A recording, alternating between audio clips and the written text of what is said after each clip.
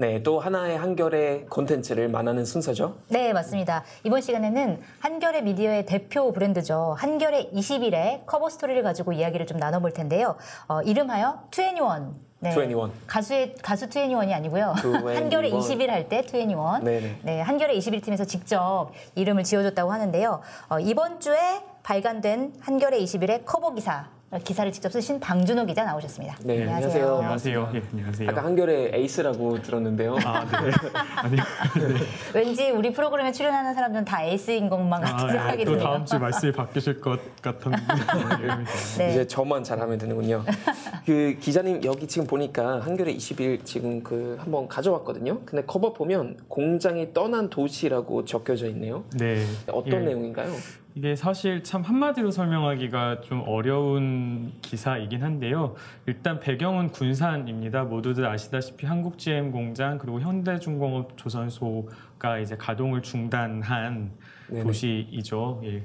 그 도시에 있는 사람들 이야기를 한 6주 동안 군산에 머물면서 만나고 르포 형태로 좀 작성해 본 기사입니다. 예. 네. 그러시군요. 6주 동안이나 있었으면 상당히 긴 시간인데, 그리고 르포 기사라고 하면 직접 현장에 가가지고 발로 뛰면서 사람들 만나고 어떤 장면을 보고 해서 쓴 기사인 건데, 근데 이제 군산 공장이 이제 문을 닫았는데 하필이면 왜 지금 이 시점에서 이 군산에 가야 되겠다고 생각을 하셨나요? 그렇죠. 예. 현대중공업 조선소 가동 중단이 이제 2년 됐고 한국 GM 공장의 문을 닫은 지 1년이 됐는데요.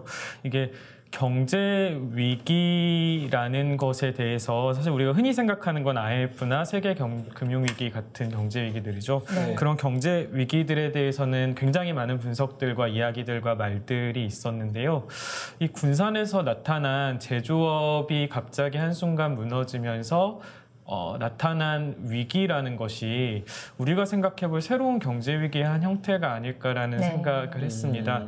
특히나 이제 뭐 4차 산업혁명 이야기도 많이 나오고 있고 한데 이 제조업을 기반으로 성장해왔던 한국 경제가 뭔가 굉장히 큰 틀의 변화를 겪고 있는데 그 변화라는 것이 예전처럼 막 국가적이고 엄청나게 세계적인 규모로 일어나는 게 아니라 지역 단위에서 일어나고 있는 비단 군산뿐만 아니라 이제 우리나라 같은 경우 울산이나 여러 고용산업 위기 지역들이 이제 곳곳에 퍼져 있는데 그렇게 지역 단위로 나타나는 경제 위기의 양상들을 한 번은 대면을 좀 제대로 해봐야 하지 않을까라는 생각이 들어서 군산에 다녀왔습니다. 저는 군산 개인적으로 되게 좋아하거든요. 저 작년에 1박 2일 날 이제 1박 2일 동안 혼자 한번 여행 갔다 왔어요. 아, 그래요? 근데 군산은 되게 역사적인 도시이며 맞습니다. 좀 개인적으로 되게 놀랐던 게 너무나 조용한 도시잖아요. 네, 길거리에 네. 사람 별로 없는데 근데 지금 지역 경제가 어떻게 보면 뭐 무너졌다고 하면 이제 올바른 표현인지 잘 모르겠지만 어쨌거나 지금 이런 상황인데 그 기사를 좀 전반적으로 좀 소개해 주신다면 어떤 내용인가요?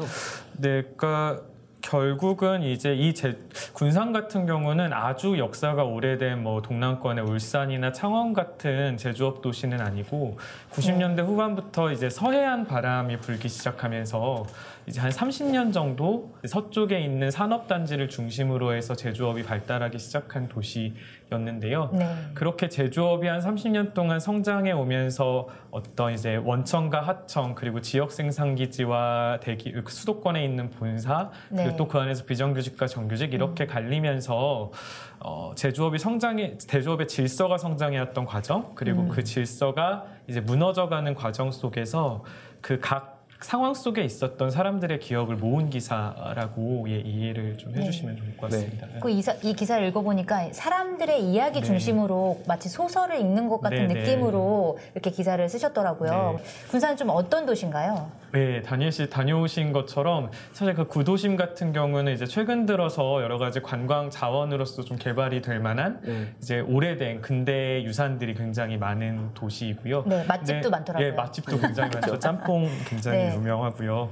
그리고 그 조금만 근데 구도심에서 약간만 골목을 벗어나면 사실 그 구도심 지역도 굉장히 황폐해서 이제 그 가게들 중에 사실 문을 연 가게가 거의 없고 건물들도 좀 약간 이제 헐어 있는 건물들도 많고 하고요.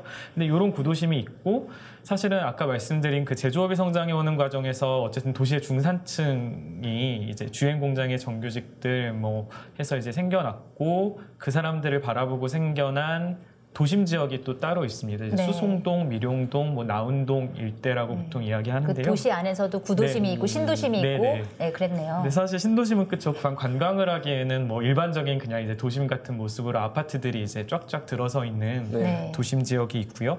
그리고 이제 제일 끝 쪽으로 서쪽 바다 쪽으로 나가면 거의 도시 크기만큼의 어마어마한 규모의 산업단지가 있는데요. 이 산업단지들은 이제 바다를 이제 간척해서 메워가면서 또 공장을 짓고 또 다시 옆에 바다를 메워가면서 공장을 짓고 하는 식으로 계속해서 넓어지고, 그러니까 물리적으로도 넓어지고 있는 도시이기도 합니다. 예. 그 GM 공장이 문을 닫았는데 그럼 그 산업 단지에는 다른 공장들은 여전히 운영이 되고 있는 건가요? 전통적으로 있었던 산업단지의 몇몇 공장들은 돌아가고는 있는데 사실 우리나라 제조업이 전반적으로 좋지 않은 상황이다 보니까 그쪽도 이제 과거에 비해서는 막 호황인 상황은 아니고 그 위쪽에 GM 공장이 있고 그 GM 공장을 바라보고 이제 만들어진 많은 협력업체가 이제 큰 길가를 하고 그 밑에 이제 우후죽순 이렇게 몰려 있습니다. 근데 네. 협력업체들이 사실은 가장 그러니까 더 먼저 타격을 입을 수밖에 없는 그렇겠죠. 상황이어서 네. 예, 그 뭐 사실 이렇게 버스를 타고 딱 가다 보면 갑자기 일순간 적막과 황량함이 딱 찾아드는 그 공간이 이제 생기게 됩니다. 그냥 GM 공장과 그리고 현대중공업이 그 질서를 만들고 약간 이제 주름을 잡았던 공간이라고 보시면 될 것 같습니다. 네. 4차 산업혁명 일어나면서 물론 많은 좋은 변화 있을 수도 네, 있겠지만 예. 좀 많은 분들을 좀 희생해야 되는 그런 부분도 우리가 잊으면 안 될 것 같은데 독자분들이 이제 기자님의 그 기사를 어떤 마음으로 좀 읽었으면 좋겠습니까?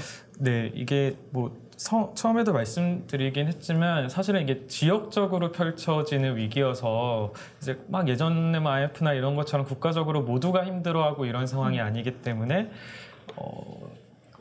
그 지역의 위기 그리고 그 사람들의 위기라고 네. 그냥 느끼기가 굉장히 쉬운 것 같은데 이게 그들의 위기가 아니라 어쨌든 우리가 같이 고민해야 되는 위기라는 생각으로 좀 읽어주셨으면 좋겠고요. 그냥 편하게 그냥 소설 읽듯이 읽으시다가 가끔 이제 마음에 걸리거나 본인이 평소에 생각했던 부분들을 조금 더 사람들 이야기로 덧붙여서 생각하실 수 있었으면 좋겠다고 생각합니다. 네. 네, 그렇군요.